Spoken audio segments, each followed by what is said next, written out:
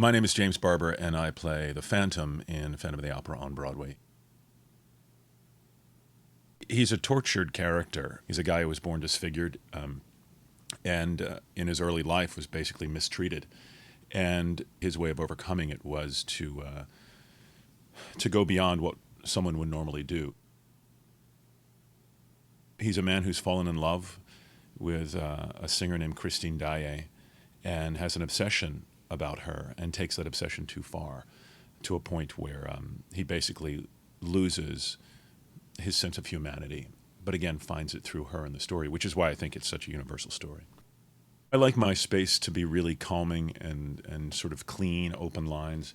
And that allows a freedom, it's a very physically demanding role, believe it or not. And so before the shows, I'll stretch, I'll make sure that my body's, warmed up and vocally warmed up. But I like a really calming environment, because when you go out on stage, it's 100% pedal to the metal all the time. So the ability to come into the dressing room and breathe and relax and then go out and do the show is important to me.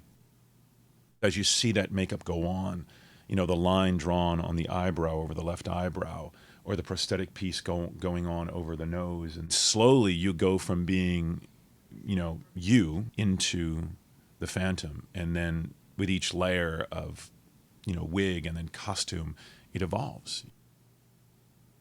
I'll walk out of the stage door and people have no idea who I am. That's kind of cool as an actor. There's freedom. It's like, you go to a Halloween party and you put on a mask and you feel different,